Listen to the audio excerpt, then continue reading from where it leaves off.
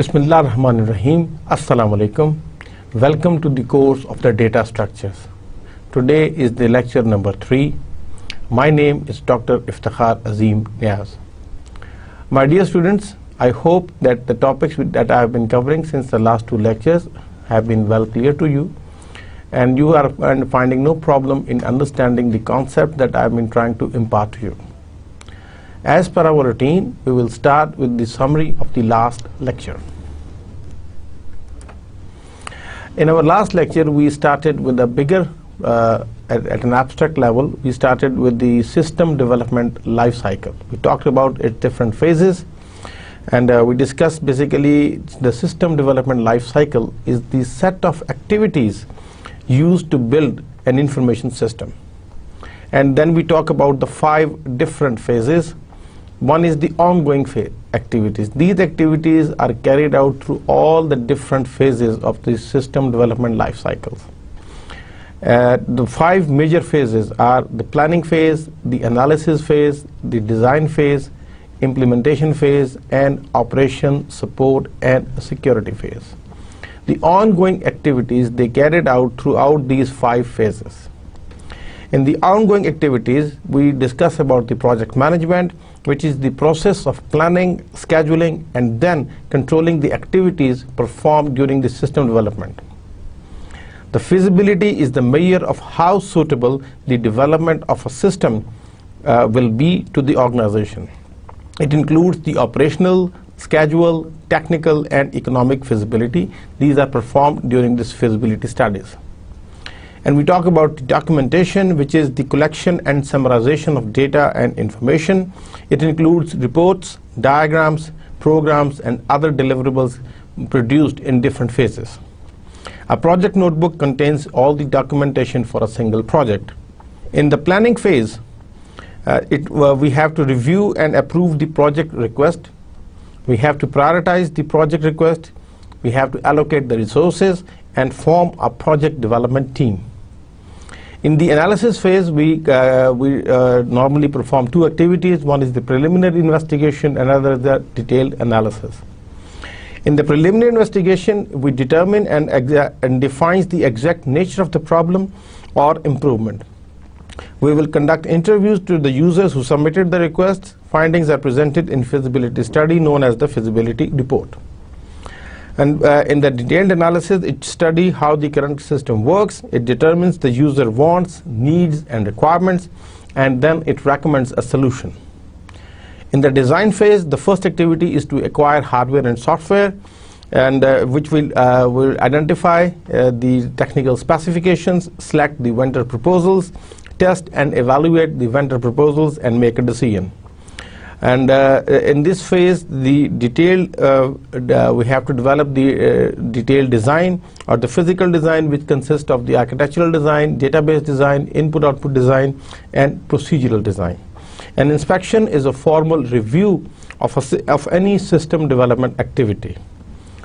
And in the implementation phase, we have to develop programs, and then comes the program development life cycle. We install and test the new system, which consists of the unit test, system test, integration test, and acceptance test, which are specifically performed by the user to assess whether the user needs, wants, and requirements have been met. In the third activity is to train the users. Training involves showing users exactly how they will have to use the new system, which consists of the hardware and software. And then the final thing is the conversion to the new system, and we discuss about the 4 different strategies. We can have the direct conversion, parallel conversion, phased conversion, or the pilot conversion techniques. In the 5th phase, which is the operation, support, and security, the purpose is to provide ongoing assistance for the information system and its users after the system is implemented. And it consists of the maintenance activities, which can be either corrective maintenance or adaptive maintenance. We talk about the monitor system performance and assessing the system security. And I sincerely hope that the concept which I have discussed during these are well clear to you. In the later part of the lecture, we discuss about in detail the program development life cycle. Basically, the program development consists of a series of steps programmers use to build the computer programs. And the first phase is the analyze the requirements, where we have to review the requirements, we meet with the system analyst and the users, identifies input, processing, and outputs, and on the basis of this, IPO charts, means input processing output charts, they are being developed. And then the second phase is the design solution, where the solution has been designed, algorithm, which is the set of sequence of steps especially given to a computer in order to solve a problem. We talk about the structured programming and object-oriented programming, and we also talk about the two major representations of the algorithm, namely the flowchart, which is the graphical representation of the flowchart, and pseudocode, which is the representation of algorithm in the structured English. We talk about the validated design, where we have to do the validation by the inspection or the test checking. In the inspection, the system analysts, they review the deliverables produced during the system development cycle. Programmers check the logic for correctness, and they attempt to uncover the logic errors. And in the test checking, the programmer use test data to step through the logic. Test data is the sample data that mimics the real data that the program will process. और उसमें हम ये देखते हैं कि जो आपका test data है उसके साथ एक्सपेक्टेड रिजल्ट्स भी होता है. जब उस टेस्ट डाटा को आपके प्रोग्राम को दिया जाता है तो एक्चुअल रिजल्ट्स कंप्यूट होते हैं. देन एक्चुअल रिजल्ट्स और एक्सपेक्टेड रिजल्ट्स को आपस में कंपेयर किया जाता है. And if there are some errors, it means that there is a bug in the program. फिर डिबगिंग प्रोसेस को इन्वॉल्व किया जाता है और उसके जरिए बग को रिमूव किया जाता है. And then the process software is tested again with the data. फिर we also have to do the next phase is the testing and the debugging, where then we have to implement the design, where the program, using the program development tool, the actual code is basically produced. फिर testing the solution, फिर जो आपको programme आता है उसको हम test data के साथ देते हैं, debugging करते हैं.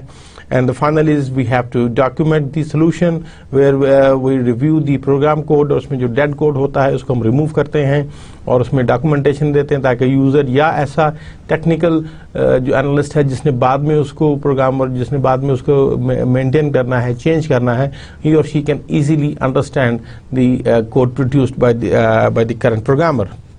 और इसके अलावा जो है we have to deliver the software in the correct fashion to the user, so that उसमें यूज़र वांट्स एंड नीड्स को मेजर किया जाए.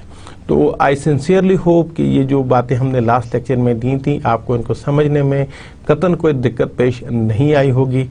और अगर आपको कोई प्रॉब्लम आती है तो my email is already given at the start of the lecture. You can always contact me for any help.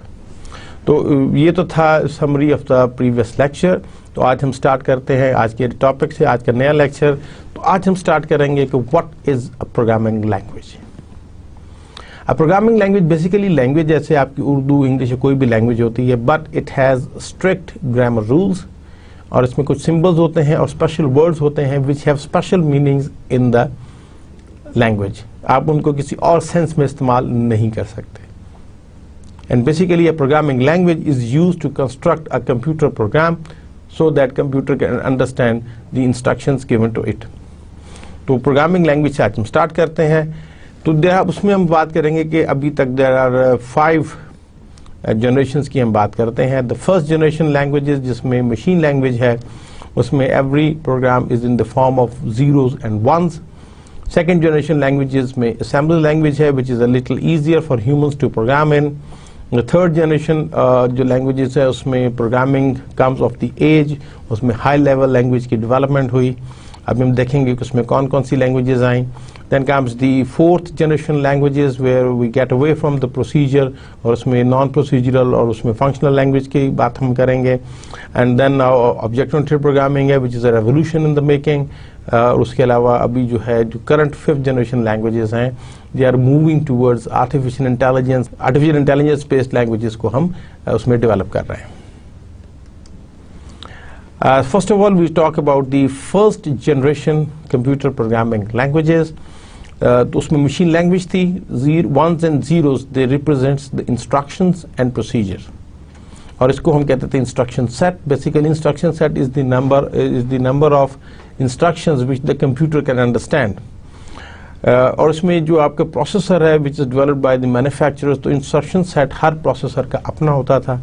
तो जिस भी प्रोग्रामर ने एक पर्टिकुलर प्रोसेसर के लिए इंस्ट्रक्शंस लिखनी होती थी, तो फर्स्ट ऑफ ऑल ही और she has to learn the instruction set of the particular process. तो ये आपका मशीन डिपेंडेंट कोड होता था, इसको मशीन कोड हम कहते थे, क्योंकि ये एक टारगेट प्रोसेसर के लिए लिखा जाता था, लिहाजा इसको किसी और मशीन पे जिस पे कोई और प्रोसेसर इस्तेमाल हो तो हम इसको पोर्ट नहीं कर सकते थे, वहाँ पर ये चलता नहीं था, because that computer can not understand कि आप उसको क्या कमांड दे रहे हैं।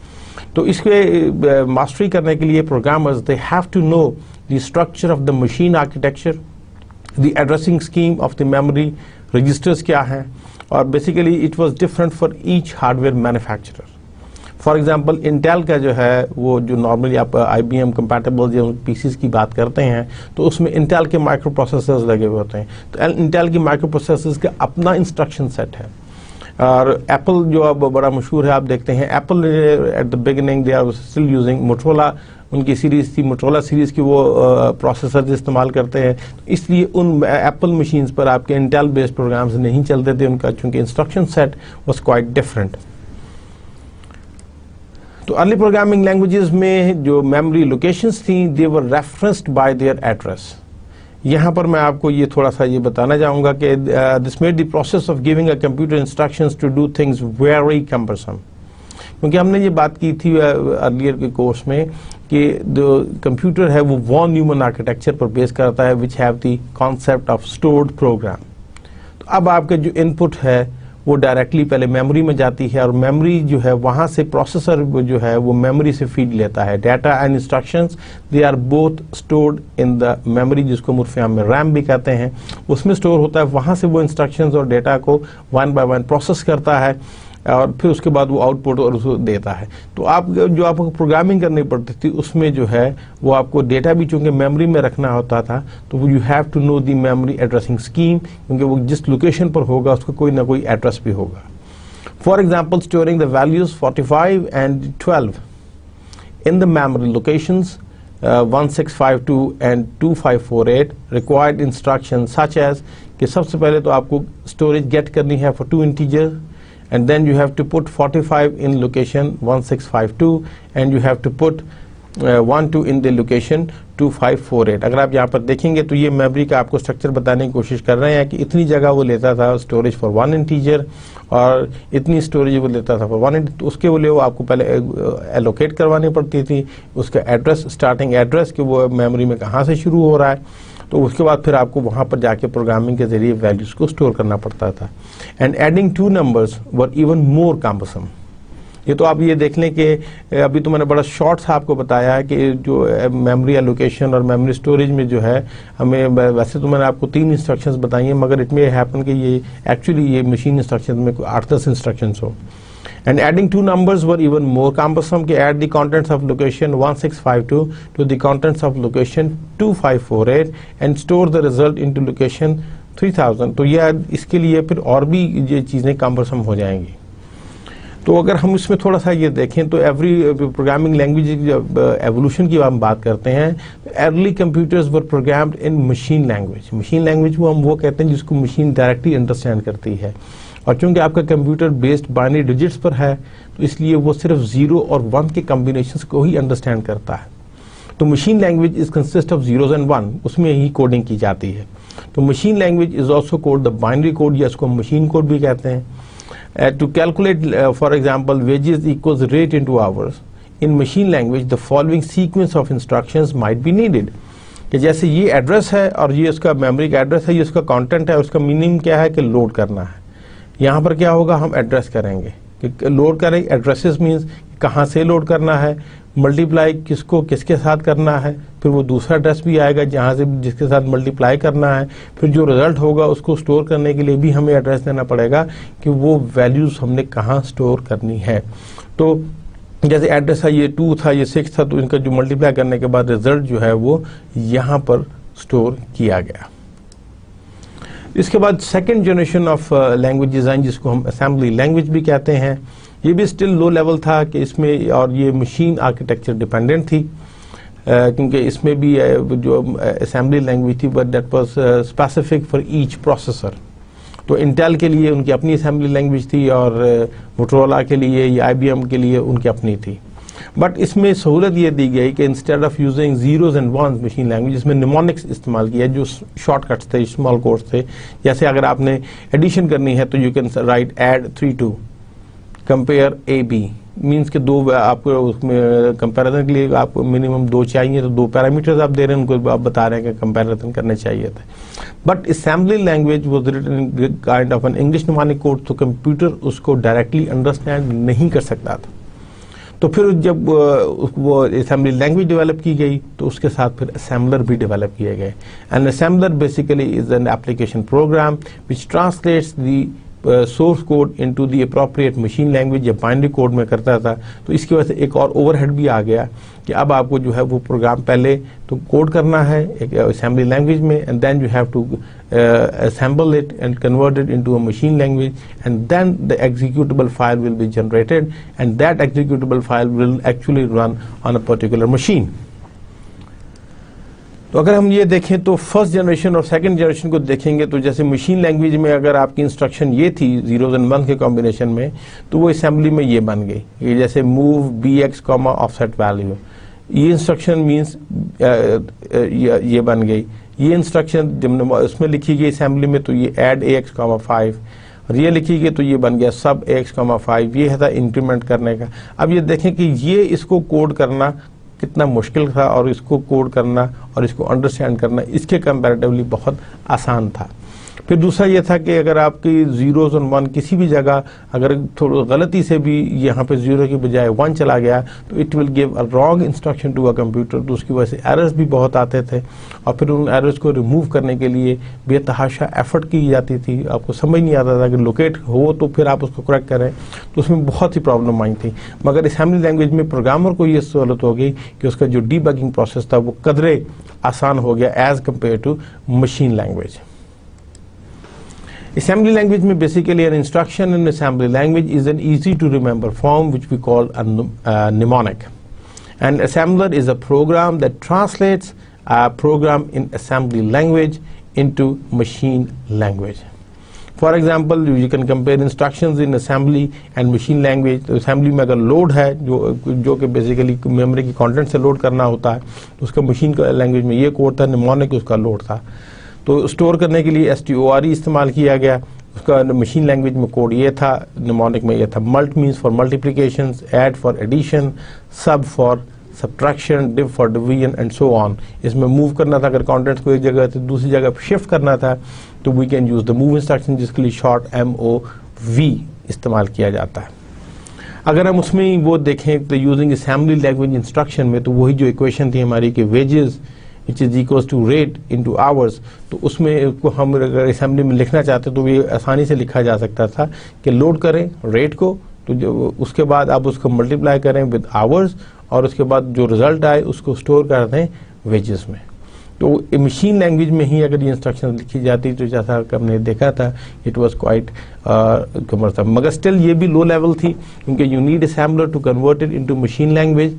और इसमें जो करस्पॉन्डेंस थी वो in most of the cases 1 to 1 थी, और in few cases it was 1 to few, कि एक आपकी जो असेंबली लैंग्वेज की इंस्ट्रक्शन थी जब वो कन्वर्ट होती थी इनटू मशीन लैंग्वेज, तो एक के अगेंस्ट या तो एक ही जनरेट होती थी, या एक assembly language against few means 5, 6, 10 या 12 इंस्ट्रक्शंस जो थी वो जनरेट हो जाती थी। मगर ये फिर काम बजाय प्रोग्रामर के असेंबलर करता था कि वो उसको मशीन कोड में कन्वर्ट करता था। मगर इसके साथ साथ ये था कि चूँकि प्रोग्रामिंग लैंग्वेज जब बनाई गई तो वो स्ट्रिक्ट हो गई, उसके ग्रामर्स थे, उसकी अपनी उस ग्रामर के अलावा आप उसमें कमांड नहीं दे सकते। अगर आप उसमें कमांड देंगे तो वो असेंबलर को वो समझ नहीं आती थी, तो वो एरर जनरेट कर देता था। तो उसके लिए प्रोग्रामिंग एफिशिएंट प्रोग्रामिंग बनने के लिए first of all you have to learn the grammar, उसके सिंटैक्स रूल्स, उसके सिमेंटिक्स रूल्स, और उसकी जो वेरिएबल्स हैं उसके लिए जो उसके स्पेशल वर्ड्स हैं, one have to take the expertise in such matters. इसके बाद हम थर्ड जनरेशन की बात करेंगे ब्रीफली कि ये लार्जली प्रोसीजरल लैंग्वेजेस थी जिनको हम इम्पेरेटिव लैंग्वेजेस भी कहते हैं। यहाँ पर जो सबसे बड़ा फ़ायदा हुआ था कि इनको CPU डिपेंडेंट नहीं रखा गया था, they become independent, high level पर थी। Now the programmer they have to instruct the computer at higher level. तो कमांड नेम्स जो थे they are not about the machine any more, वो इंडिपेंडेंट हो गए।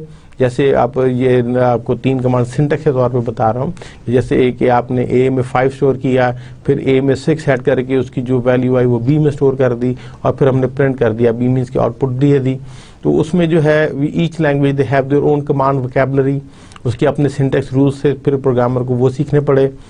फिर उसके लिए चूंकि प्रॉब्लम वही है कि जो आपका कंप्यूटर मशीन है, it can not understand any other language except zeros and ones which is the machine language. तो देन फिर कंपाइलर्स डेवलप किए गए which translate the program source code into the object code, जिसको हम machine code भी कहते हैं, binary code भी कहते हैं।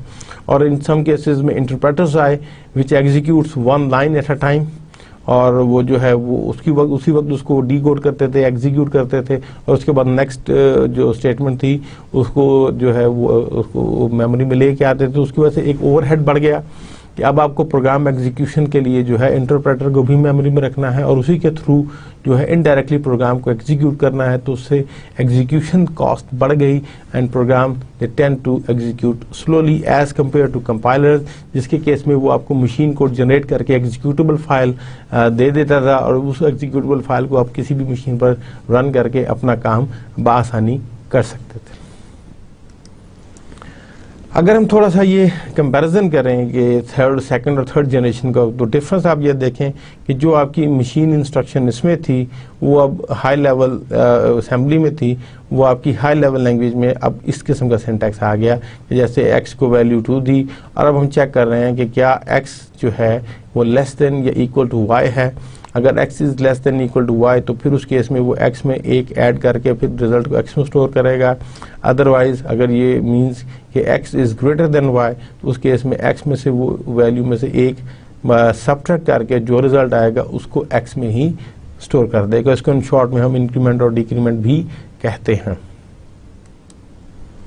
तो थर्ड जनरेशन प्रोग्रामिंग लैंग्वेजेस जिसमें जो है वो हम ये कहते हैं कि प्रोग्रामिंग कम्स ऑफ एज, इसमें स्टिल प्रोसीजरल थी बट हाई लेवल लैंग्वेजेस थी। तो आप जो प्रोग्रामर था they tend to instruct the computer at an abstract level, वो उसको डीप लेवल पर नहीं जाता था, एब्स्ट्रैक्ट लेवल पर कमांड देता था, तो उसके लिए सहूलत हो गई।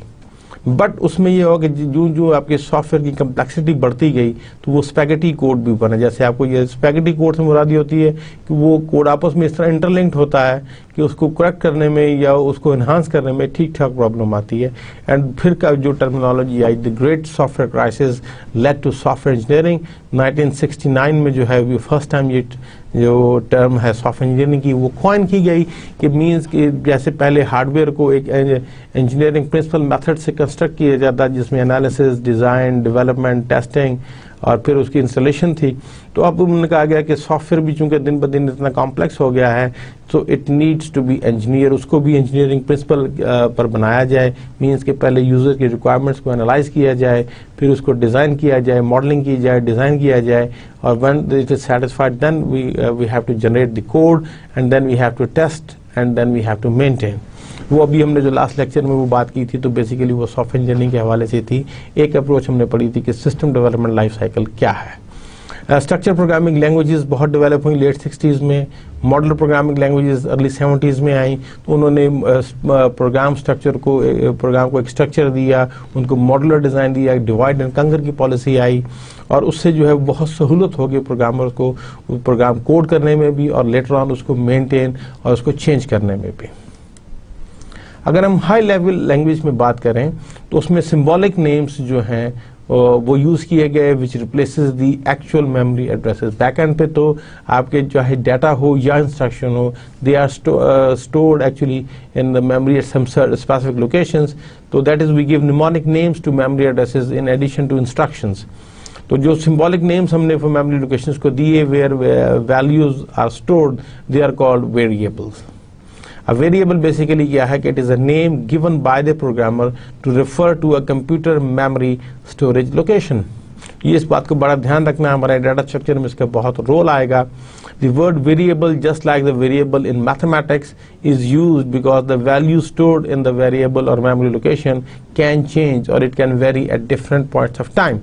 तो इसके लिए जो दूसरे जो साथ में आता है वो उसको हम कांस्टेंट कहते हैं, वो भी हम एक नेम कांस्टेंट भी होता है, we give a mnemonic name और उसमें हम लोकेशन को देते हैं, मगर उसमें फ़र्क ये होता है कि उसमें जो वैल्यू एक दफ़ा स्टोर कर दी जाती है वो throughout the execution of the program change नहीं होती, दैट रिमेन्स द सेम, तो उसको हम नेम कांस्टेंट कहते हैं। बट उसके अगेंस्ट अगर वेरिएबल, अगर आप किसी मेमोरी लोकेशन को वेरिएबल कहते हैं तो उसमें एट एनी गिवन टाइम जो वैल्यूज़ को डिफरेंट रखा जा सकता है, तो at any given time only one value will be stored, और वो उस पर्टिकुलर पॉइंट ऑफ टाइम पर ही बताएंगे इसमें क्या वैल्यू स्टोर्ड है। For each variable name that the programmer uses, the computer keeps track of the actual memory address. Corresponding to that, वो programme के अंदर जब बैकएंड पे उसका जो मशीन कोड जनरेट होता है तो वो उसको वेरिएबल नेम से रेफर नहीं करता, बल्कि एक्चुअल मेमोरी एड्रेस से रेफर करता है। And if the memory addresses are analogous to the street addresses of houses, जैसे हम बात करते हैं, then naming a variable is equivalent to naming a house. जैसे हम अगर हम ये बात कर रहे हो 1600 पेंसिल्वेनिया एवेन्यू, तो इसका दूसरा सिंबॉलिक नेम जो है वो व्हाइट हाउस भी है, ये व्हाइट हाउस का एड्रेस है, मगर in terms of street number जिसको हम 1600 पेंसिल्वेनिया एवेन्यू कहते हैं, बट इन शॉर्ट में हम इसको व्हाइट हाउस भी कह देते हैं। हाई लेवल लैंग्वेजेस में जो सबसे इंपॉर्टेंट जो इनकी खूबी थी कि they are portable across different machine types, architecture पर ये थी, तो ये प्रोग्रामर को इससे हैसल से बचत हो गई कि अब वो किसी भी एक मशीन के लिए प्रोग्राम लिखता है तो वो तमाम मशीन्स पे चल जाता था, क्योंकि you only need to have a compiler for a target machine, तो वो उस कंपाइलर से आप उसको कंपाइल कर लेते थे तो वो उसका टारगेट कोड जनरेट कर देता था। तो अब जो मशीन लैंग्वेज की जो कोड की जो जनरेशन थी, that becomes the responsibility of the compiler और इंटरप्रेटर रादर देन, तो प्रोग्रामर को हमने एब्स्ट्रैक्ट लेवल पर, हाई लेवल पर ये सहूलत दे दी कि वो उसमें बैठ के अपनी कोडिंग करे। The equation वही अगर हम बात करें, wages equals rate into hours can be written in C language as wages equals rate into hours। तो ये स्टैटिक का जो साइन है ये मल्टीप्लिकेशन के लिए इस्तेमाल होता है। Most high level languages they are standardized by ISO, जो कि इंटरनेशनल स्टैंडर्ड ऑर्गेनाइजेशन, और या NC American national standard institutes to provide an official description of the language. तो बहुत सारी there are hundreds of high level languages that have been developed, मगर उसमें जो हम मोस्ट पॉपुलर की बात करेंगे तो सबसे पहले जो अर्ली आई थी that was basic. Basic was beginners all purpose scientific interchange code. फिर हमने बात की थी Fortran, stands for formula translation, इसमें मैथमेटिकल फार्मूलाज और ये साइंटिस्ट के लिए डेवलप की गई थी, बड़ी सहूलत थी इसमें। COBOL was developed, which is a common business oriented language। COBOL जो थी ये बिजनेस प्रोसेसिंग के लिए बहुत इसका इस्तेमाल हुआ। फिर लेट 70 अर्ली 70s में, और उसमें पास्कल का बहुत हुआ, विच is the best teaching language है। परहैप्स इसमें कंट्रोल इतना स्ट्रॉन्ग था कि जो स्ट्रक्चर प्रोग्रामिंग के जो कॉन्सेप्ट है वो पास्कल के मुझे समझ नहीं आए। C++ was developed, which is an object oriented C language, 1978 में डेवलप की गई बेल लैबोरेटरीज में। जावा सन माइक्रो सिस्टम ने 1995 में डेवलप की, ऑब्जेक्ट ओरिएंटेड है। C# माइक्रोसॉफ्ट ने दी है, ये भी .NET फ्रेमवर्क के अंदर है, इसे ऑब्जेक्ट ओरिएंटेड है। It's a high level language. A compiler is a program that translates a program written in a high level language into machine level language, which is the binary code for that particular machine architecture. For each different architecture we will have different compilers. अगर हम classification करें programming languages की तो उसमें different है। Structure programming languages में Java, C++, Visual Basic, Pascal, Turbo Pascal, modular 2। Non structure languages में Fortran है, और स्क्रिप्टिंग में आपकी Bourne shell, C shell, Perl आ गई। फंक्शनल प्रोग्रामिंग लैंग्वेजेस में प्रोलॉग, लिस्प, होप आ गई। क्यूरी लैंग्वेजेस आई जिसमें माइक्रोसॉफ्ट की structure query language light, structure query language DBQ और AG जो हैं डेटाबेस क्यूरी, ये भी डेवलप की गई। जो फोर्थ जनरेशन लैंग्वेजेस की हम क्विकली बात करेंगे कि you have to get away with the procedural design, imperative से हटे हम। अब इसमें जो टर्मिनोलॉजी होती है वो नॉन प्रोसीजरल, उनको हम कहते हैं रिपोर्ट जनरेटर्स हैं। क्यूरी लैंग्वेजेस हैं such as the structured query language, query by examples हैं। And we are the natural languages जो कि इसमें आ जाती हैं कि जिससे उस पर प्रोसेसिंग करते हैं। अब हम थोड़ा सा, मैं आपको दूसरी ये काइंड ऑफ रिवीजन में करता हूँ कि चूँकि हमने इस डेटा स्ट्रक्चर के कोर्स में अब हमने कॉन्सेप्ट्स पे ज़्यादा फोकस होगा, मगर उसको साथ साथ हमने किसी प्रोग्रामिंग लैंग्वेज में इम्प्लीमेंट भी करना है, तो उसमें हम जो है इंशाल्लाह इसमें कोर्स में सी प्रोग्रामिंग लैंग्वेज को इस्तेमाल करेंगे स्ट्रक्चर प्रोग्रामिंग के हवाले से। तो अगर हम उसके स्टेजेस देखें तो जो आपका सोर्स है which is written in a C language, उसकी एक्सटेंशन .c होगी, आप नाम कोई भी रख सकते हैं। फिर उसका जो है जब आप उसको कंपाइलर को ये इनपुट होंगे तो कंपाइलर वहाँ से जनरेट करता है सबसे पहले एक object code which is written in machine language.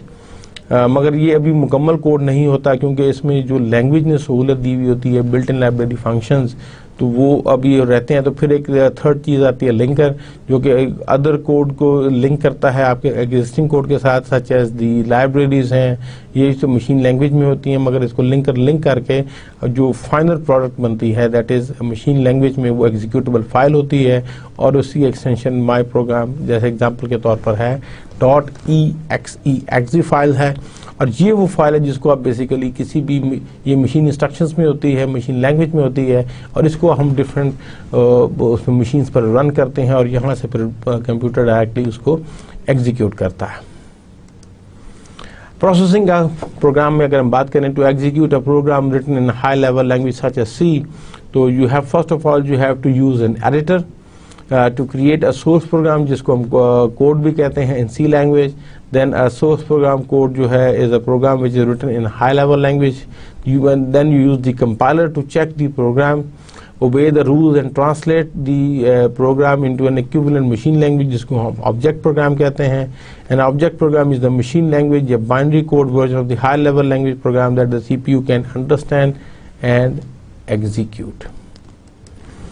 अगर हम उस प्रोसेस को थोड़ा सा देखें तो आपने प्रोग्राम देखना है। स्टेप 1 में सबसे पहले you have to need to have an editor. तो एडिटर में जो है ये टेक्स्ट एडिटर होता है जिसमें आप प्रोग्राम को इन टेक्स्ट फॉर्म में कंट्रोल करते हैं।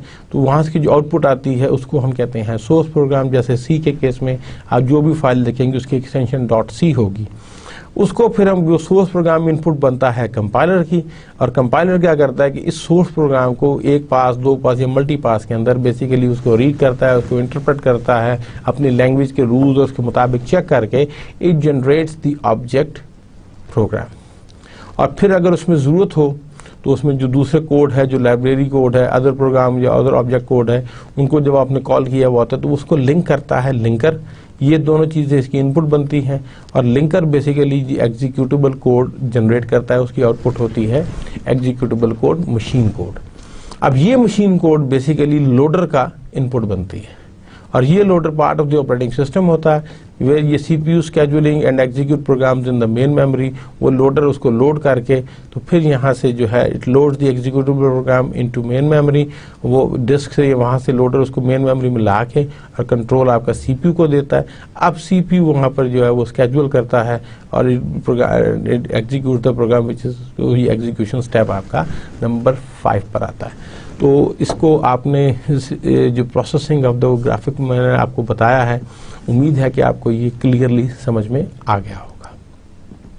प्रॉब्लम सॉल्विंग प्रोसेस को क्विकली हम देखते हैं, जैसे हमने लास्ट टाइम भी देखा कि प्रोग्रामिंग लाइफ साइकिल में कि स्टेप 1 क्या है, we have to analyse the problem. और उसमें हमने क्या करना है कि we have to outline the problem and its solution requirements. उसको एनालाइज करना है कि इसमें बेसिकली इनपुट्स क्या हैं, आउटपुट्स क्या हैं और what kind of processing is required.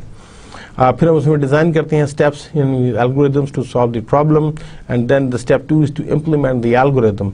And implementation में मीन्स कि आप किसी भी एक टारगेट प्रोग्रामिंग लैंग्वेज में उस एल्गोरिथम को जो सेट ऑफ इंस्ट्रक्शंस हैं जो कंप्यूटर्स के लिए हैं हम उसको कोड करते हैं and then we verify that the algorithm actually works and the program works. Then the third phase is the maintenance phase. Step 3, maintenance requires using and modifying the programs if the problem domain changes। जैसे कि हमने last lecture में इसको detail में भी देखा था, हम इसको ज़रा क्विकली गो थ्रू कर रहे हैं। मेंटेनेंस जो है वो 75% कॉस्ट इसमें आती है। ये देखें कि ये सबसे इम्पॉर्टेंट फेज़ है और इसमें सबसे ज़्यादा टाइम कंज्यूमिंग है, क्योंकि इसमें मेंटेनेंस जो है वो सिस्टम आपका एवोल्यूशन करता है विद द टाइम, और सिस्टम एवोल्यूशन करने के लिए उसमें ह्यूमन कॉस्ट, रिसोर्सेज, जो सारी चीज़ें चाहिए होती हैं, इसलिए it often exceeds the development cost of the whole project.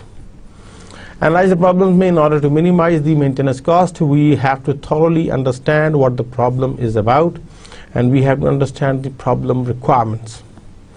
Does the program require interaction with the user? कोई ऐसी input देने की user से ज़रूरत है? Does the program really manipulate data? Is there any output of the program? कोई output require है? And अगर आपका प्रॉब्लम बहुत ज़्यादा कॉम्प्लेक्स है देन उसको हम डिवाइड एंड कंकर स्ट्रेटजी के थ्रू हम उसको हैंडल करते हैं. We divide the problem into sub problems and then we try to find solution for each of the sub problems. और फिर हम उन सोल्यूशंस को आपस में इंटीग्रेट करते हैं. We analyse the each sub problem as above, उसकी इंटरेक्शन का, उसकी मैनिपुलेशन का, इनपुट आउटपुट और उसकी प्रोसेसिंग को हम देखेंगे.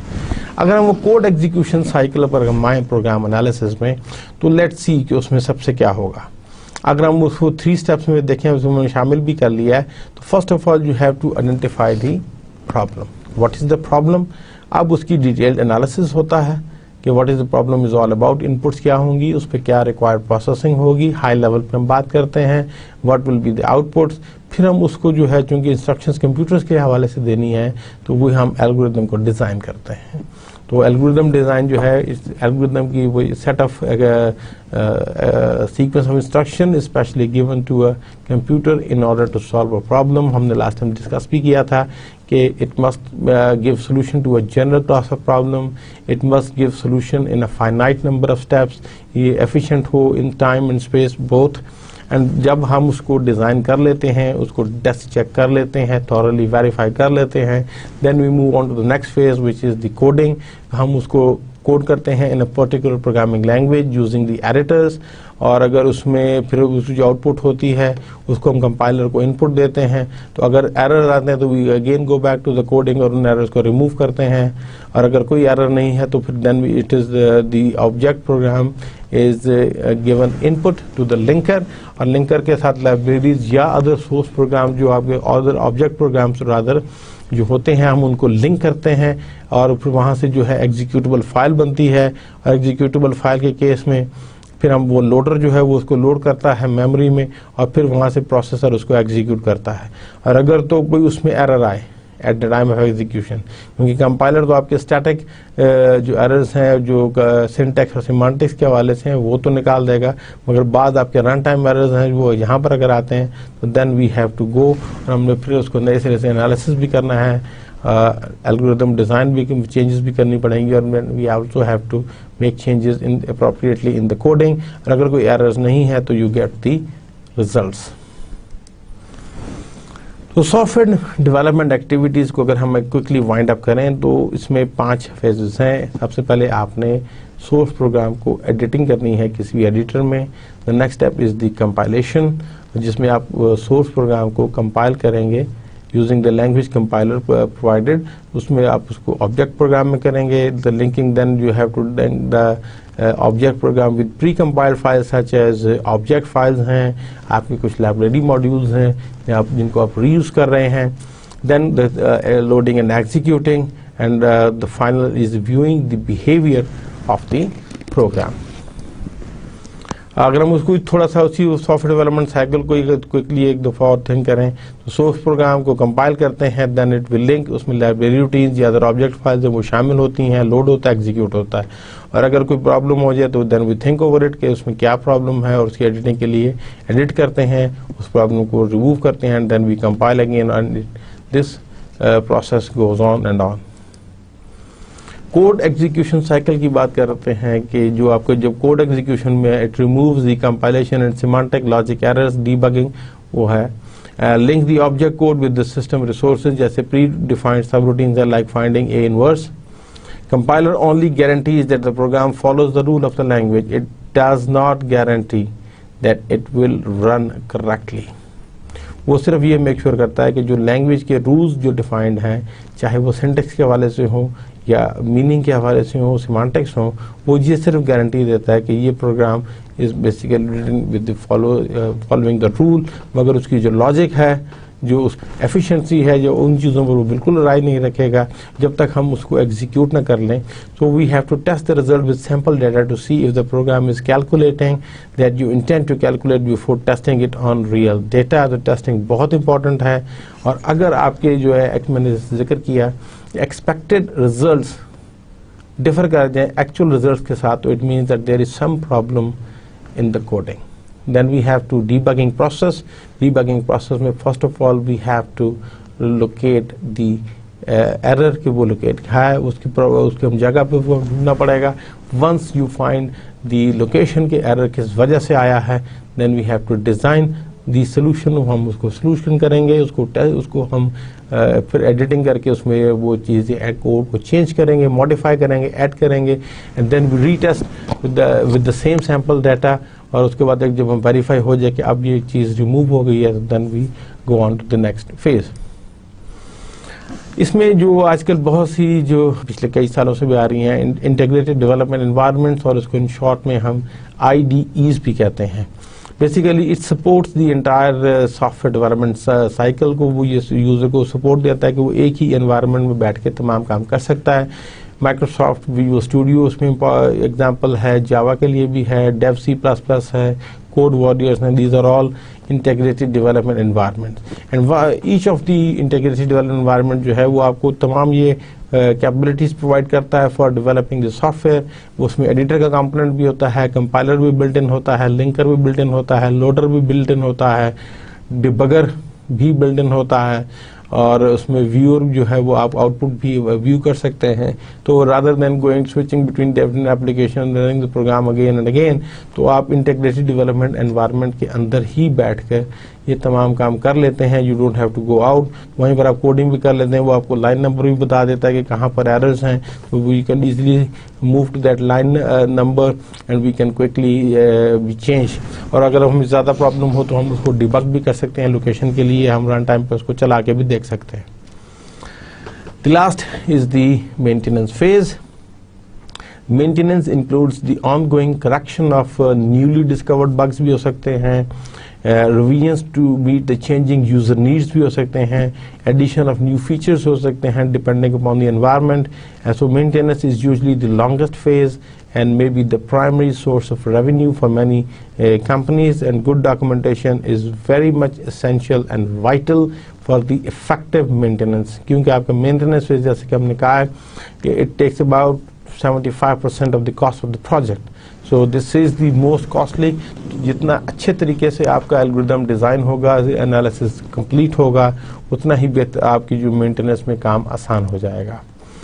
Maintenance में you basically we have to use and modify the programs to meet the changing requirements. We have to correct errors that show up while using it with real data.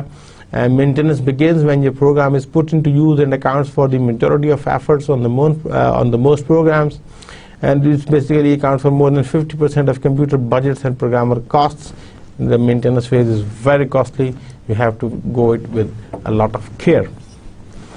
अगर हम implementation method को थोड़ा सा quickly rewind करें तो दो हमने आपको बताए थे कि one is the compilation method है, where the source language is translated in one go into machine executable instructions prior to execution. वो आपको फाइल की सूरत में जनरेट हो जाता है. You don't need any more the source program, और से जो आपकी ऑब्जेक्ट प्रोग्राम है या एग्जीक्यूटेबल फाइल है आप उसी को डिफरेंट टारगेट मशीन्स पर आप चला लेते हैं and that solves your problem. एक और मेथड जो इम्प्लीमेंट है वो इंटरप्रिटेशन है. The source language is translated on the fly. On the fly means वक्त के साथ at the same time line by line उसकी वो उसी वक्त ट्रांसफर करेगा बाय इंटरप्रेटर और द वर्चुअल मशीन, या and then it is executed directly. It's kind of indirect mechanism. इसके बेनिफिट क्या है कि it is easy to implement the source level debugging. It's and on the fly program changes करना बहुत आसान होता है क्योंकि लाइन बाय लाइन ये एग्जीक्यूट होता है. जिस लाइन पर भी एरर आएगा यू अंडरस्टैंड कि यहाँ पर एरर है and you are going to correct it. मगर इसका डिसएडवांटेज ये है कि order of magnitude is lot slower than the separate compilation and execution, क्योंकि आपको interpreter all the time memory में रिक्वायर है टू रन. तो इसमें जो है वो मशीन इंस्ट्रक्शन जो कि उसी वक्त डी कोड होंगी और देन एग्जीक्यूट होंगी, तो it's takes longer time in the execution. इसके अलावा हाइब्रिड अप्रोच भी है कि जिसमें the source language is translated into an intermediate language and then intermediate language is executed by an interpreter. Java was initially implemented this way, but now there is a just-in-time compiler to use the augment performance in the case of Java. और यहाँ पर हम थोड़ा सा ज़रा मैं आपको ये बताना चाहूँगा कि ये कंपाइलर और इंटरप्रेटर में डिफरेंस क्या है। तो यहाँ पर जो है ये आपका सोर्स प्रोग्राम है फेज़ 1।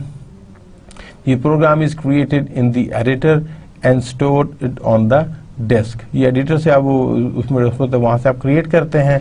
फेज़ 2 में आप उसको कंपाइल करते हैं, ये भी डिस्क में स्टोर होता है। The compiler creates machine language and stores it on the disk as an executable file. और लोडर क्या करता है कि वो डिस्क से प्रोग्राम लेके उसको लोड करता है और ये आपका प्राइमरी मेमोरी के साथ है। Loader put the executable file in the memory, उसकी एलोकेशन हो जाती है। अगर हम इंटरप्रेटर के कोर्स में फेज़ 1 में आप कोर्स को लोड करते हैं, कोड को, वो आपकी मेमोरी लोकेशन में होता है। उसके बाद आप इंटरप्रेटर को भी लोड करते हैं, वो भी आपकी प्राइमरी मेमोरी में लोड होता है।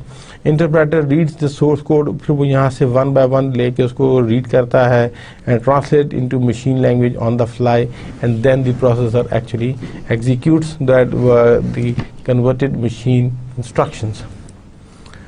तो प्रोसीजरल प्रोग्रामिंग को अगर हम थोड़ा सा वाइंड अप करें तो स्ट्रक्चर डिज़ाइन की हमने बात की थी कि dividing the problem into smaller sub problems. The process of implementing a structure design is called the structure programming. तो स्ट्रक्चर प्रोग्रामिंग में each sub problem is addressed by using the 3 main control structures, namely sequence, selection and repetition. हमने last lecture में उस पर खासी राय भी रखी थी कि सीक्वेंस वन आफ्टर अनदर है। सिलेक्शन में हमने 2 चीज़ें देखी थी, इफ देन एल्स और केस भी देखा था। इफ देन एल्स 2 के लिए था और केस में अगर मोर देन 2 ऑप्शंस अगर आ रही हो तो उसके लिए हैंडलिंग के लिए था। फिर हमने रेपिटेशन में भी देखा था प्री टेस्ट और पोस्ट टेस्ट लूप। ये प्री टेस्ट में जो है वो चांसेस हैं 0 और मोर एग्जीक्यूशन के, जबकि पोस्ट टेस्ट में 1 और मोर कहेंगे। एक दफ़ा एग्जीक्यूट होने के बाद जो है वो कंडीशन को टेस्ट किया जाएगा। तो स्ट्रक्चर प्रोग्रामिंग के अगर हम एडवांटेज देखें, leads to organised and well structured computer program जो कोड है, and it also allows for modular programming, तो जिसको बाद में भी मेंटेन करना आसान होता है। The problem is divided into smaller problems such as the modules, तो उनको modular programming कहते हैं। Then each subprogram is then analyzed independently. A solution is obtained to solve the problem, and the solution of all the subproblems are then combined and integrated to solve the overall problem. So procedural programming is combining the structured programming with modular programming. अगर हम बात करें model structure programme example के तौर पर देखते हैं कि if you have to solve a of x equals b, तो उसमें फर्स्ट स्टेप क्या होगा कि हमें सबसे पहले जो ए और बी जो दो वेरिएबल्स हैं हमें उनकी वैल्यूज़ लेनी है। सेकंड स्टेप क्या होगा कि हमने एक कैपिटल बी में हम वैल्यू स्टोर करेंगे, किसकी ए का इन्वर्स लेंगे और फिर उसको बी में स्टोर करेंगे। Step 3 we multiply the capital b with the small b, and each of these steps can be programmed as a subroutine. The finding of the inverse in step 2 may have already been written in the programming language. अगर उसके library में already मौजूद है ऐसा कोई function, तो you don't have to write your algorithm and code it again. We can simply call the library function. तो इसीलिए वो जो लोडर और लिंकर का जो है वो यही काम करता है कि जब आप इस किस्म की प्रोग्राम्स को रीयूज़ करते हैं तो वो आपको अलाउ करता है कि आप उस टाइम पर उसको जो मशीन कोड की जनरेशन के वक्त उसका भी जो कोड है वो ऑटोमेटिकली वो ले ले। सैम्पल एक प्रॉब्लम छोटा सा डिस्कस कर लेते हैं कि a programmer needs an algorithm to determine an employees weekly wages. How would the calculations be done by hand? In 1 week, an employee works 52 hours at the hourly pay rate of $24.75. Assume a 40-hour normal work week and an overtime pay factor of 1.5. What the employee wages? So please come up with a formulaic and a procedural expression for your algorithm. आप इसको थोड़ा सा practice करें और मुझे बताएं कि इसमें क्या होगा। तो अगर हम इसको एक नज़र देखें तो in 1 week an employee works for 52 hours at an hourly pay rate of $24.75. तो एज्यूम जैसे कि हमने 14 आवर्स नॉर्मल वर्क वीक है एंड ओवर टाइम पे रेट फैक्टर ऑफ 1.5, तो वेयर दी एम्प्लॉय वेजेस होगी तो हम ये देखेंगे कि 40 को जो है आवरली पे रेट वो नॉर्मल है उसका, उसको जब हम इससे मल्टीप्लाई करेंगे तो वी गेट 990, और चूंकि 12 घंटे उसका 52 में से रह गया है बाकी, which is overtime, and he has to be paid by a rate factor of 1.5. So 1.5 of this amount multiplied by 12 will get you the overtime. So 990 plus 445.5 comes up $1435.5. अगर हम वीकली वेजेस को इन general लें तो if work hours are more than 40 hours तो फिर हम कह सकते हैं कि 40 इंटू पे rate plus hours minus 40 into 1.5 into पे रेट फिर करें तो रिकॉल द एग्जाम्पल, उसको हम अगर इसी फॉर्म में लिख लें तो वो ये बन जाएगा, तो वेजेस इक्वल्स आवर्स इंटू पे रेट। एल्गोरिथम की हम बात करेंगे डिटरमिन एम्प्लॉय वीकली वेज, तो उसका एल्गोरिथम क्या होगा, उसके स्टेप्स क्या बनेंगे कि first of all you get the employees hourly पे rate, you get the hours worked this week, and then calculate this week's regular wages, calculate the wages overtime if there is any, add the regular wages to the overtime wages if any, and to determine the total wage for the week। तो ये हमारा algorithm बन गया, और इस algorithm की base पर हम इसको किसी भी प्रोग्रामिंग लैंग्वेज में चाहें तो कोड कर सकते हैं।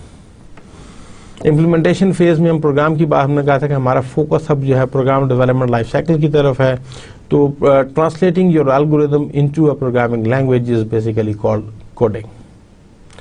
तो different languages they use different tools and methodologies to do the translation. With C++ की अगर हम बात कर रहे हैं तो we use documentation which is your written comments within the code for a better understanding for later use.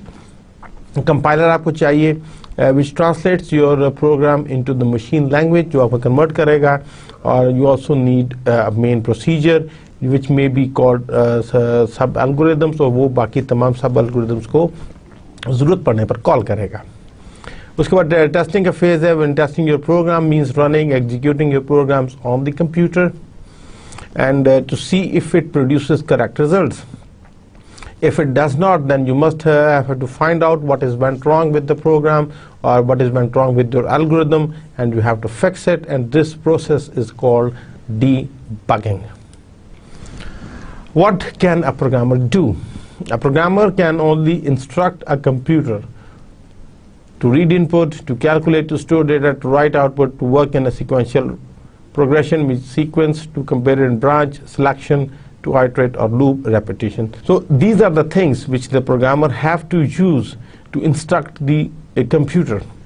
तो हम जो स्ट्रक्चर प्रोग्रामिंग की बात करेंगे तो वो इन्हीं अप्रोचेस को, इन्हीं चीज़ों को यूज़ करते हुए वो कंप्यूटर को इंस्ट्रक्ट करेगा in order to solve a problem.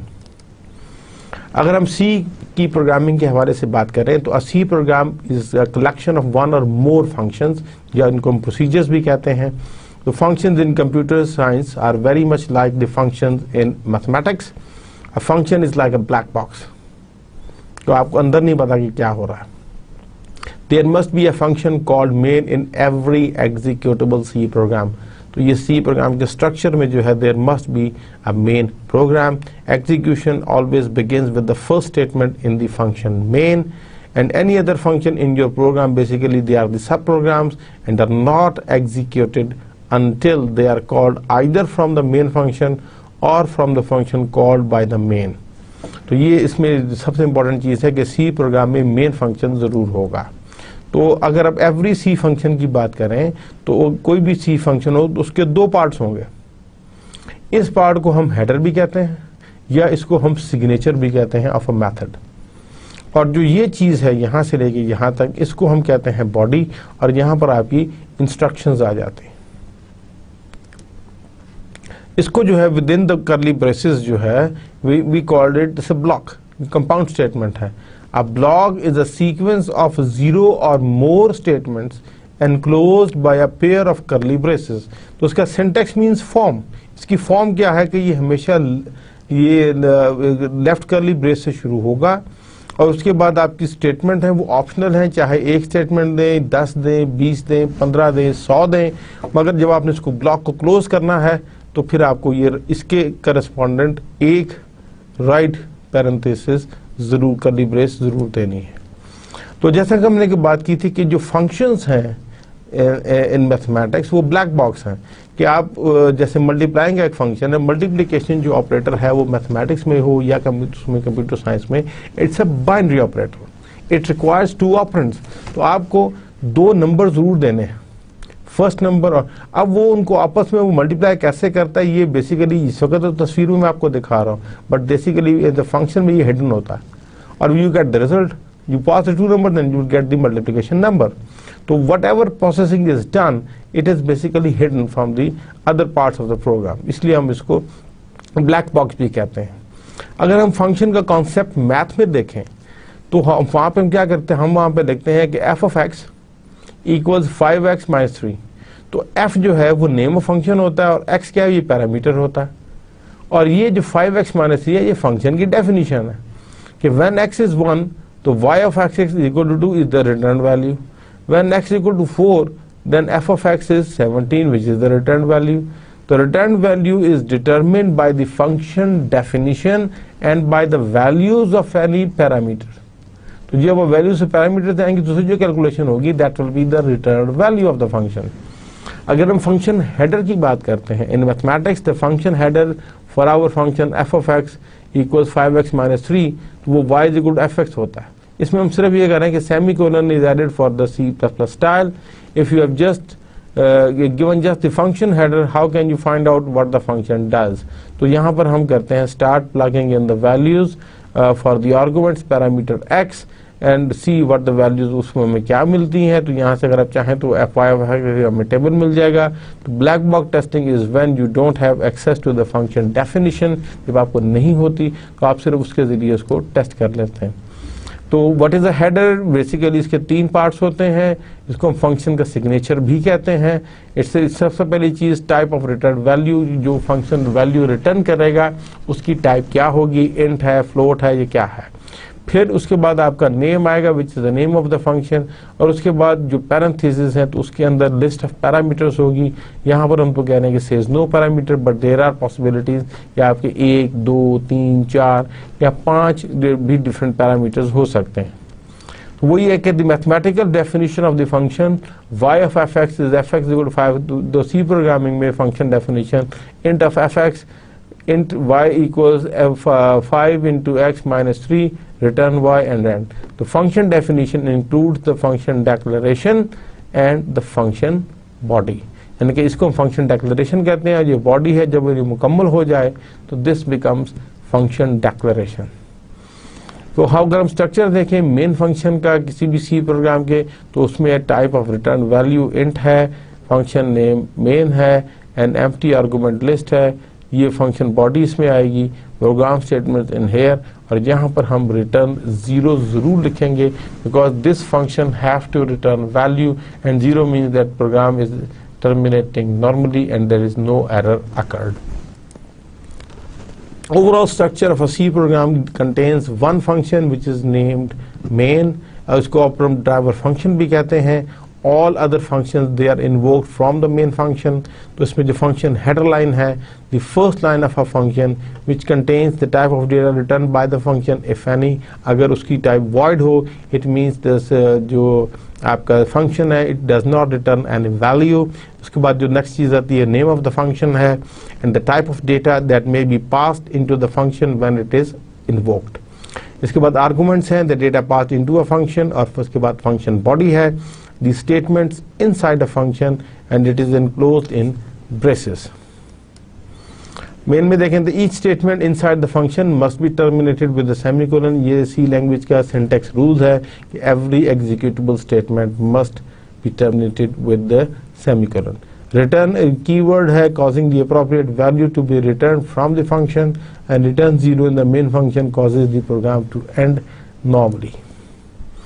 तो आप जो मेन फंक्शन है बेसिकली वो आपका डायरेक्ट करता है ऑल अदर फंक्शन को। जैसे कि अगर उसने फर्स्ट मॉड्यूल को कॉल किया तो वो यहाँ से फर्स्ट मॉड्यूल करेगा, अब वो ये साइलेंट हो जाएगा, पैसिव हो जाएगा, फर्स्ट मॉड्यूल एक्टिव होगा। जब उसकी एग्जीक्यूशन कंप्लीट होगी तो control is transfer back to the main, फिर जब वो दूसरा फंक्शन कॉल करेगा तो यू गो सेकेंड, वो एग्जीक्यूशन अपनी करेगा, व्हेन इट इज डन तो वो रिपोर्ट करेगा। फिर आपका जो थर्ड है वो उसको थर्ड की इंस्ट्रक्शन होगी कि third module when it is done the control is transfer back and this goes on until the last module is being called, it performs it actions and the control is transferred back to the main function. Outline of a program with several functions भी हम देख सकते हैं कि when you are assigned a research paper, what the first thing you do? You brainstorm and you come up with an outline of the paper. So exactly the same way, this is an outline of a C program कि the modular approach इसमें अगर होगी तो utilizing subroutines or functions allows you to outline your program in advance before you sit there and you code all the detailed implementation. जैसे कि हम यहाँ पर outline बना रहे हैं कि मेन फंक्शन है वो स्क्वायर फंक्शन को भी कॉल करेगा और वो क्यूब फंक्शन को भी कॉल करेगा और इस तरह जो है वो इसके ज़रिए वो क्यूब और स्क्वायर और क्यूब कैलकुलेट करके बता देगा। तो अगर हम इस 3 फंक्शन के साथ प्रोग्राम को देखें तो ये सी प्रोग्राम में जो भी starting with the hash sign हो तो ये इसको हम कहते हैं preprocessor directives. These are command to the compiler. इसका मशीन को जनरेट नहीं होता। नॉर्मली ये जो हैश इंक्लूड है इसके ज़रिए हम कुछ फाइल्स इंक्लूड करते हैं विच में बी यूजफुल। और यहाँ पर हम फंक्शन डिक्लेरेशन कर रहे हैं कि int square int cube int, it means कि ये स्क्वायर मेथड है, फंक्शन है जिसकी हम अभी डिक्लेयर कर रहे हैं और ये वैल्यू रिटर्न करने का इन टाइप की there will be only 1 parameter of type int. Similarly cube में भी वो वैल्यू रिटर्न करेगा इंट और क्यूब और उसका जो पैरामीटर वो भी इन टाइप का होगा यूजिंग नेम स्पेस एसटीडी, वो हम यहाँ पे इंक्लूड कर रहे हैं। इंट मेन ये थोड़ा सा C++ का सिंटैक्स है but for better understanding is more same. तो सी आउट के जरिए हम बेसिकली यहाँ पर हम हेल्प ले रहे हैं built in library functions की to produce the output on the monitor and यहाँ पर हम constant दे रहे हैं the square of value is और यहाँ पर हम function call कर रहे हैं square 3 end of line and then हम C out के लिए दोबारा कर रहे हैं the cube of 3 is cube 3 and end of L and उसके बाद जब इस दोनों की डिस्प्ले हो जाएगा तो आपका प्रोग्राम नॉर्मली टर्मिनेट होगा giving back the result of 0। तो रेस्ट ऑफ द प्रोग्राम में क्या होगा कि अब मेन प्रोग्राम था तो यह हमने उसके बाद ये फंक्शंस को भी यहाँ पर आप फंक्शन डिक्लेरेशन की बजाय function definition which include the signature and the body cube को भी करेंगे और जब उसको एग्जीक्यूट करेंगे तो ये आपको आउटपुट नजर आ जाएगी after the program the square of 3 is 9 and the cube of 3 is 27। अब हमने काफी इस पे बात की तो what is a good solution? A solution is good if the total cost it incurs over all phases of its lifetime is minimal. Efficient solution वही होगा and the cost of the solution includes the computer resources that the program consumes, difficulties which are encountered by the users, consequences of a program that does not behave correctly, and programs they must be well structured and documented. Documentation बहुत important है and efficiency is one aspect of a solution's cost कि वो कितना efficient है, कितनी less number of instructions में वो आपको solution provide करेगा। For achieving a modular design, we need abstraction. And abstraction basically it separates the purpose of a module from its implementation. वो purpose को separate रखेगा, implementation को separate कर देगा। And specification for each modules are written before implementation. हम उसकी specifications पहले लिखेंगे कि what will be the input, what will be the output, what processing it has to perform. उसके बाद उसकी functional abstraction की तरफ हम जाएंगे which separates the purpose of the function from its implementation. Implementation dependent नहीं होगा, हम abstract level पर उसको रखेंगे। We need data abstraction. Focus is on the operations of data, not on the implementations of the operations. एक हमने data पे operations क्या करने हैं, वो ऑपरेशंस किस तरह एग्जीक्यूट होंगे या किस तरह इंप्लीमेंट किए जाएंगे, उससे हम एब्स्ट्रैक्ट लेवल पे बात करेंगे, उसकी डिटेल पे नहीं जाएंगे। There are different ways to implement different things.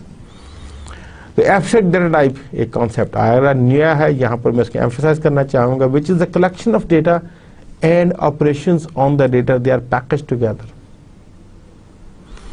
And abstract data types operations can be used without knowing how the operations are implemented. वो backend पे implement कैसे हुए हैं? If the operation specifications are known, they are very easy to be done. इसके साथ अब जो relevant term आ रही है, that is data structure. a construct that can be defined within a programming language to store a collection of data.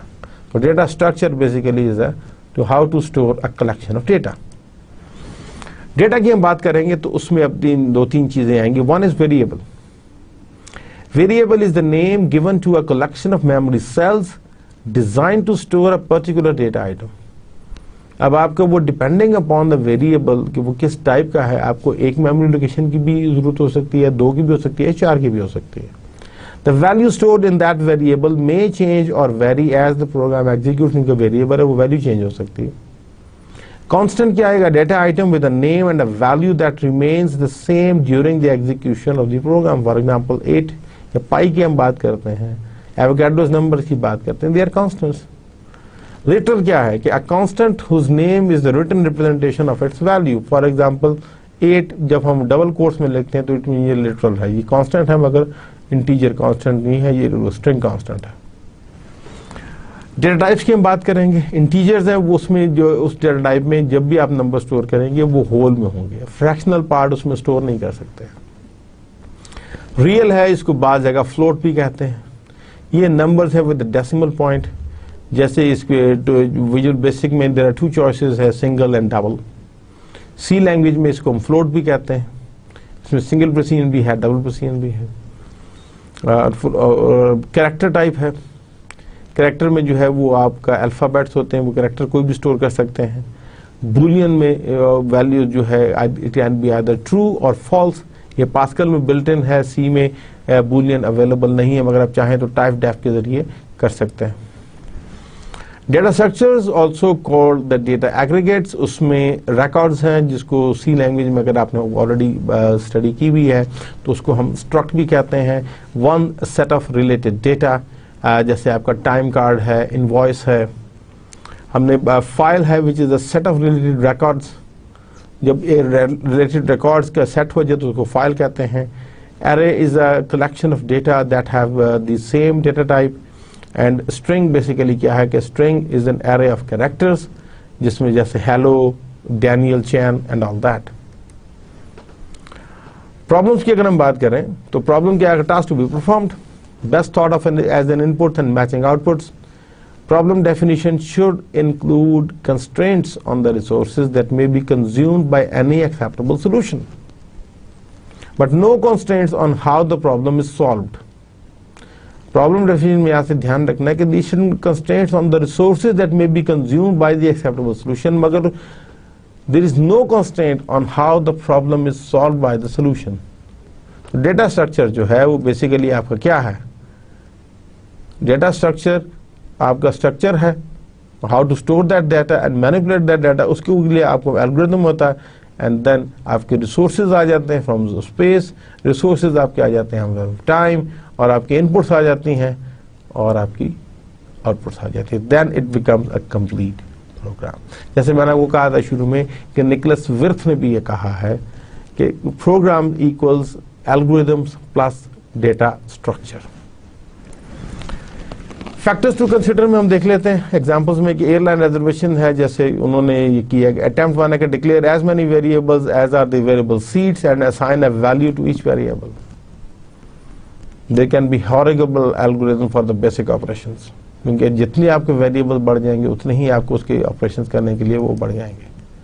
Attempt 2, you declare an array of length equal to the maximum seats available and then specify whether the seat is occupied or unoccupied. Nice algorithms for the basic operations. वो उसमें अगर आप individual element variable रखेंगे for the each seat, horrible algorithms बनेंगे for the basic operations. Trade off क्या है कि simplicity of data organization with simplicity and elegance of algorithms. आपने किस तरफ जाना है? Simple, unsophisticated data structure may require much work for processing the data. More complex अगर आप रखेंगे data organization may yield nicer algorithms for the basic operations. तो आपने ट्रेड ऑफ कहाँ पर देना है? It depends upon you. Searching an airline phone directory है, online phone directory, linear search, okay for Islamabad. इसमें too slow हो जाएगी for searching whole of the Pakistan records. Amount of data is an important factor here. Restructure alter the data set for efficient processing. Use binary search और indexed sequential search करेंगे तो वो जल्दी हो जाएगा. Compiler lookup of an identifier type in a symbol table, अगर linear search करेंगे तो it's not good, too slow. Binary search करेंगे, still it is no, too much work to keep it is sorted. Number of accesses and speed required is an important factor. Best thing is use the hash tables. Text processing है, आपने store करना है, array में करना है या vector में करना है. Okay for text analysis, word counts, average length, etc., but not for word processing. Too inefficient if many insertions and deletions are going to take place. अब हम यहाँ पे देखना है कि static होना चाहिए या dynamic nature of the data है. That becomes an important factor. अब ये थोड़ी सी चीजें जो इस कोर्स में हम देखेंगे. Why we need the data structures? Goal is to organize data. Criteria is to facilitate efficient storage of data, efficient retrieval of data, and efficient manipulation of data. And complex computing tasks are unlike our everyday experience. More complex applications, they demand more calculations, searching and sorting. More powerful computers. You need more powerful computers. Why you need more powerful computers? Because there are much more complex applications. So the data, why there is, अब बताने का मकसद ये है कि why we need data structures. The data structure, they organize data. How to organize the data? जितना efficient और अच्छे तरीके से आप डेटा को ऑर्गेनाइज करेंगे उतनी ही उस पर प्रोसेसिंग आसान हो जाएगी, और जितनी प्रोसेसिंग आसान होगी उतना ही आपको स्टोर करना, रिट्रीव करना और मैनिपुलेट करना इजी हो जाएगा. More efficient program. Organizing data, the choice of data structure and algorithm can make the difference between a program running in a few seconds or running in for taking many days to execute. The selection of the correct data structure is the difference between the success and failure. Any organization and collection of records should be searchable, should be processable, and should be modifiable in any order. That is the most important things. You have to keep your resources, the use of efficient resources. If you are willing to pay enough in time delay, then use simple unordered array of records. But if you require efficiency, the cost of a solution is the amount of resources that the solution consumes. A solution is said to be efficient if it solves the problem within its resource constraints. And there are two types of resources, one in the space and one in the time. So alternate definition क्या है कि better than no alternatives, relatively efficient. Space and time are typical constraints for any programs. This does not mean always strive for the most efficient program. If the program operates well within resource constraint, there is no benefit to making it faster or making it smaller. For selecting a data structure, analyze the problems to determine the resource constraint a solution must meet.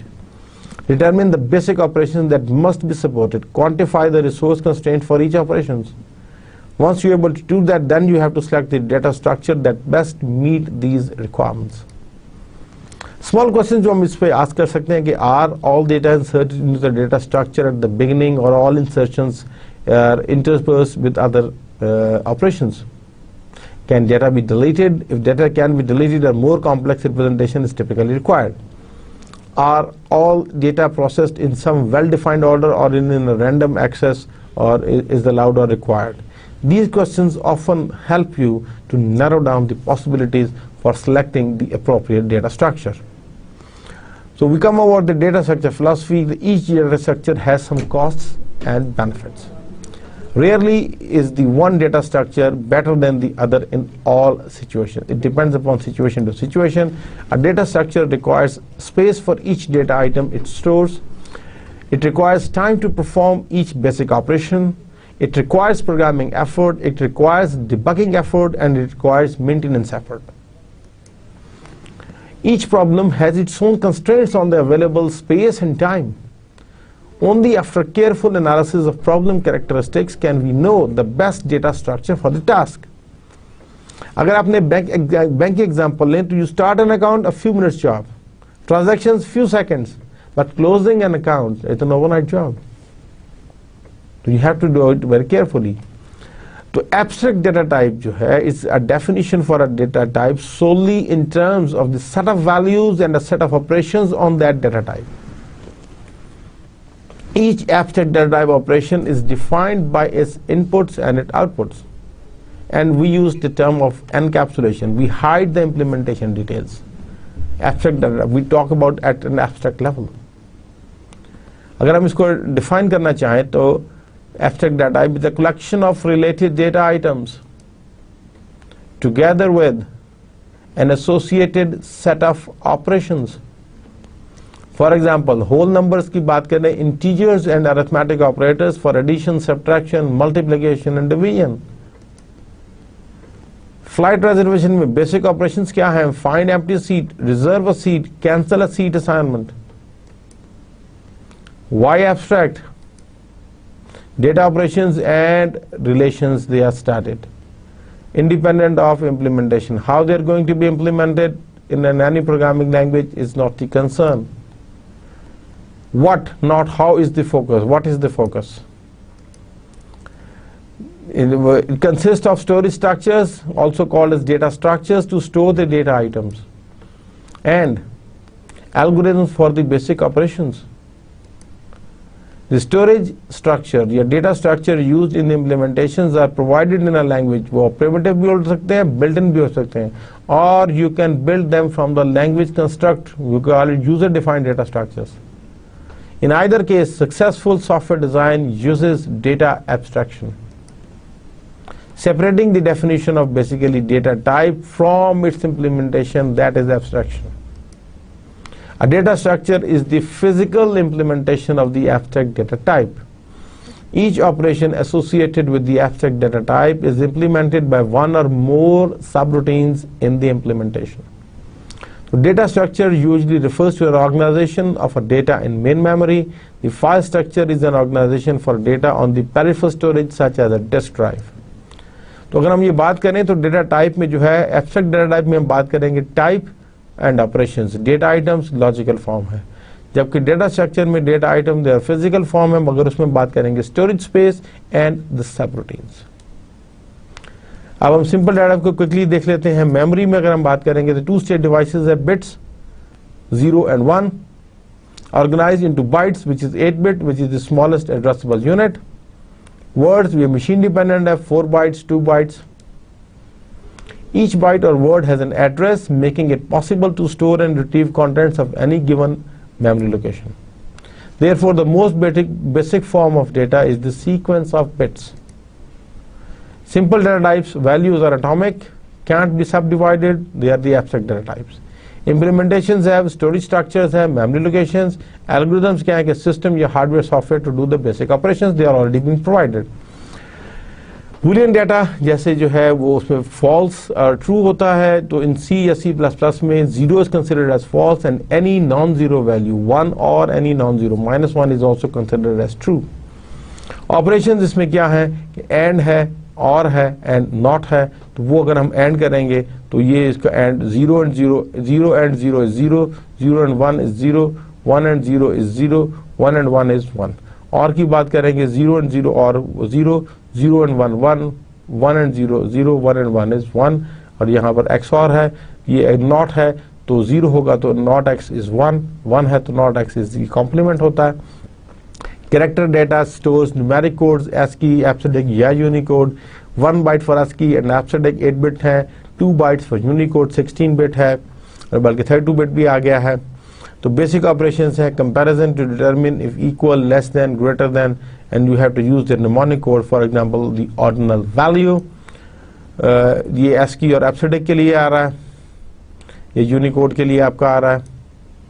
Integer data की अगर हम बात करेंगे तो non-negative unsigned integer stores its base to representation in a fixed number, means fixed number w of bit. For example word आपका 16 और word आपका 32 है, तो अगर हम 88 की बात करेंगे तो वो अगर आपका 16 बिट में तो यूं स्टोर होगा. and the signed integer stored in a fixed number w of bits using one of the following representation.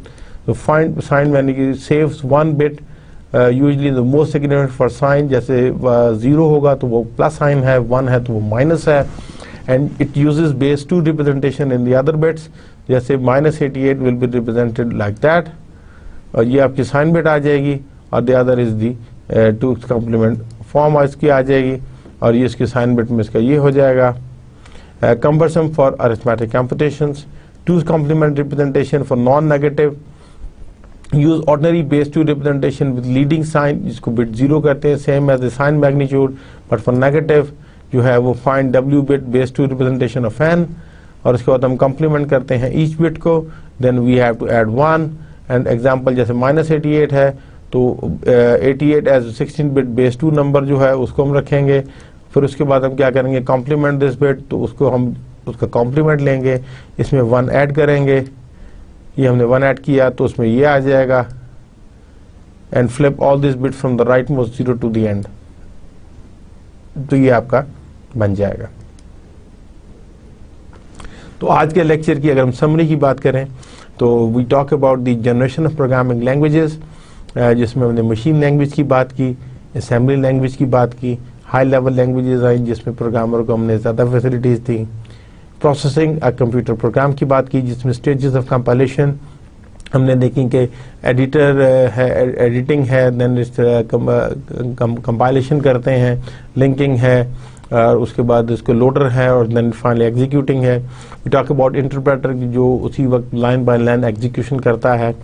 We talk about the procedural and modular programming की हमने बात की कि उसमें क्या है।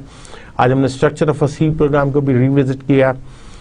We talk about at an abstract level what is data and data structure, and we specifically talk about the abstract data type कि जिसमें हम operations को और उस चीज़ को इस simple रखते हैं बल्कि different रखते हैं, what is to be done, implementation उसकी हम उस पर focus नहीं करते। If you know the concept, it can be implemented in a variety of way in different programming languages. So my dear students, I sincerely hope कि जो मैंने concepts आज के lecture में आपके साथ discuss किए हैं, they have been well clear to you and you will find no problem in understanding them. You can always contact me for any problem. इंशाल्लाह फिर अगले lecture मुलाकात होगी, उस वक्त तक के लिए इजाज़त दीजिए। अल्लाह हाफ़िज़।